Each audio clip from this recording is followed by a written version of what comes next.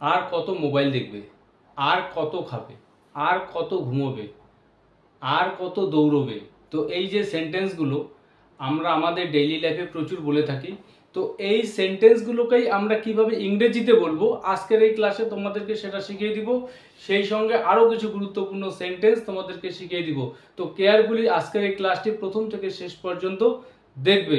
তো প্রথম যে সেন্টেন্স স্ট্রাকচারটা আমি তোমাদেরকে শেখাচ্ছি, এই সেন্টেন্স স্ট্রাকচারটাকে অ্যাপ্লাই করে তোমরা এই জাতীয় সেন্টেন্সগুলোকে তৈরি করতে পারবে যে আর কত খাবে, আর কত ঘুমোবে, আর কত দৌড়বে, আর কত বিরক্ত করবে, অর্থাৎ অলরেডি করেছো আর কত করবে। তো এই সেন্টেন্সগুলোকেই প্রথম আমি তোমাদেরকে দেখাচ্ছি। তো ফার্স্ট সেন্টেন্সটি আর কত খাবে। তো এই সেন্টেন্সটাকে আমরা বলবো how much more, how much more will you eat, how much more will you eat, অর্থাৎ আর কত খাবে, খেয়েছো অলরেডি আর কত খাবে। তো আরেকটি সেন্টেন্স আর কত ঘুমোবে, ঠিক একই রকম ভাবে how much more, how much more will you sleep, how much more will you sleep, আর কত ঘুমোবে। ঠিক একই রকম ভাবে আর কত বিরক্ত করবে, how much more will you bother, আর কত বিরক্ত করবে। তাহলে প্রথম স্ট্রাকচার দিয়ে তোমরা এই জাতীয় সেন্টেন্সগুলোকে তৈরি করতে পারবে, অর্থাৎ আর কত দৌড়বে, আর কত ঘুমোবে, আর কত পড়াবে।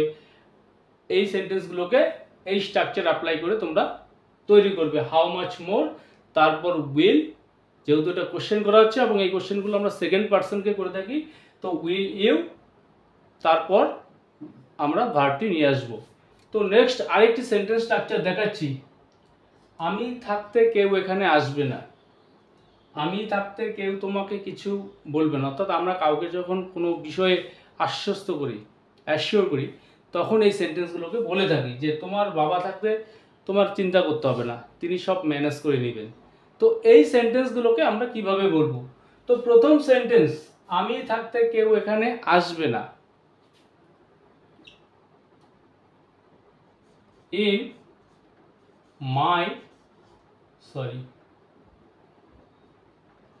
in my presence, in my presence, অর্থাৎ আমি থাকতে বা আমার উপস্থিতিতে, in my presence কেউ এখানে আসবে না, no one will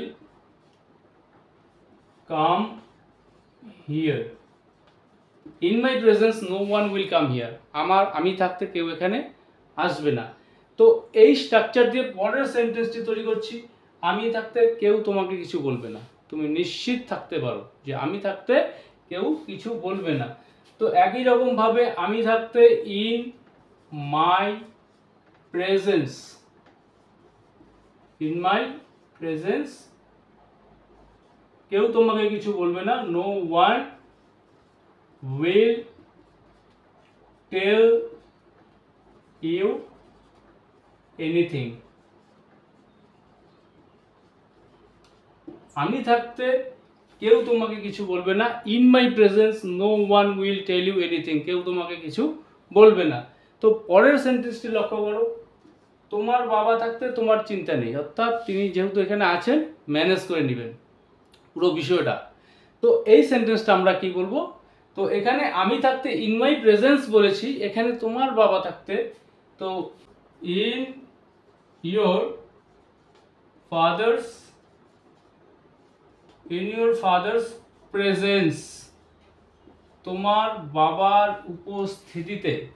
তো সব ক্ষেত্রে সেন্টেন্সগুলো এরকম হবে না যে আমি থাকতে বা তোমার বাবা থাকতে, সেখানে অন্য কোনো সাবজেক্টও আসতে পারে যে সে থাকতে, সেক্ষেত্রে বলতে হবে ইন হিজ প্রেজেন্স, তো এইভাবে আমরা সেন্টেন্সগুলোকে তৈরি করব। তোমার বাবা থাকতে ইন ইউর ফাদার্স প্রেজেন্স তোমার চিন্তা নেই, you don't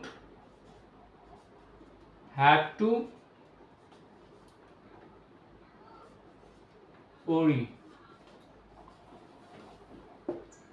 In your father's presence তোমার বাবার উপস্থিতিতে ইউ ডোন্ট হ্যাভ টু ওরি, তোমাকে তোমার চিন্তার কোনো কারণ নেই বা তোমাকে চিন্তিত হতে হবে না। তো এই সেকেন্ড স্ট্রাকচারটা দিয়ে এই জাতীয় প্রচুর সেন্টেন্স রয়েছে, সেই সেন্টেন্সগুলোকে তোমরা নিজেরা তৈরি করে নেবে। তো আরেকটি সেন্টেন্স স্ট্রাকচার আমি দেখাচ্ছি লাস্ট। তাকে ক্রিকেটের ভূতে ধরেছে, মেয়েটিকে প্রেমের ভূতে ধরেছে, ছেলেটিকে নাচের ভূতে ধরেছে, এই মেয়েটাকে রিলসের ভূতে ধরেছে। তো এই সেন্টেন্সগুলো খুবই কমন। তো এই সেন্টেন্সগুলো আমরা কখন বলে থাকি, অর্থাৎ কারোর মধ্যে যখন কোনো একটি ব্যাপারে বেশি মগ্ন থাকতে দেখা যায়, তার একটা হঠাৎ করে তার মধ্যে পরিবর্তন, চিন্তা ভাবনা সারাদিন ওই বিষয়টাকে কেন্দ্র করেই হয়ে থাকে তার। তো সেই ক্ষেত্রে আমরা সেন্টেন্সগুলোকে বলে থাকি। তো তাকে ক্রিকেটের ভূতে ধরেছে, অর্থাৎ দিন রাত সবসময় ক্রিকেট সময় যখনই পাচ্ছে সে ব্যাট বল নিয়ে বেরিয়ে পড়ছে, এমনকি রাত্রেবেলা মাঝে মধ্যে সে ব্যাট বা বলটাকে হাতাচ্ছে বা দেখছে। তো এইরকম একটা পরিস্থিতিতে আমরা এই সেন্টেন্সগুলোকে বলে থাকি, তাকে ক্রিকেটের ভূতে ধরেছে। তো এই সেন্টেন্সটাকে আমরা বলবো হি is possessed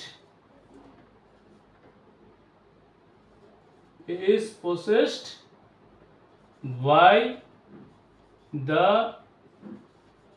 ghost of cricket. He is possessed by the ghost of cricket. তাকে ক্রিকেটের ভূতে ধরেছে। তো হি ইজ possessed অর্থাৎ তাকে গ্রাস করে নিয়েছে বা সে মগ্ন আছে, ওই আচ্ছন্ন রয়েছে, এই অর্থে আমরা হি ইজ possessed বলবো। তারপর বাই দ্য ঘোস্ট অফ কিসে, সেই অ্যাকশনটি আমরা এখানে লিখবো বা সেই নাউনটি এখানে আসবে। তো কিছু কিছু ক্ষেত্রে সেন্টেন্সে যেখানে ভার্ব আসবে সেখানে অফ, তারপরে যখন সেই ভার্বটি চলে আসবে ভার্বের সঙ্গে আমাদের আইএনজি অ্যাড করতে হবে। এক্সাম্পল আমি বলছি, he is possessed by the ghost of dancing, by the ghost of singing, গানের ভূতে ধরেছে।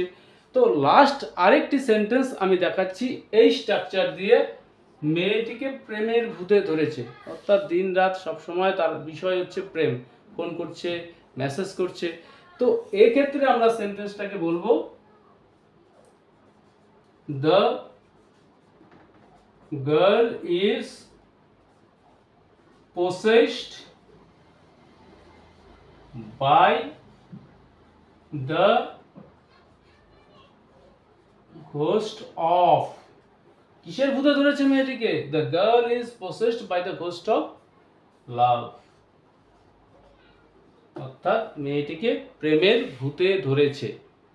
তাহলে এই যে স্ট্রাকচারটা, এই স্ট্রাকচারটাকে অ্যাপ্লাই করে সেন্টেন্স তৈরি করতে গেলে আমাদের শুরুতে নিয়ে আসতে হবে সাবজেক্ট, তারপর is possessed by the ghost of, তারপর যেই কাজে সে পাগল, যার জন্য সে যেই বিষয়ে তাকে ভূতে ধরেছে, অর্থাৎ সেই ক্রিয়াটিকে আমরা নিয়ে আসবো, the girl is possessed by the ghost of এখানে লাভ। তাহলে আজকের এই যে ক্লাসটি বুঝতে তোমাদের মধ্যে যদি কোনো রকম অসুবিধা হয়ে থাকে তো অবশ্যই তোমরা কমেন্ট করে জানাবে। আর পুরো ক্লাসটি দেখে যদি ভালো লেগে থাকে তাহলে অবশ্যই ভিডিওটিতে লাইক, কমেন্ট ও শেয়ার করবে।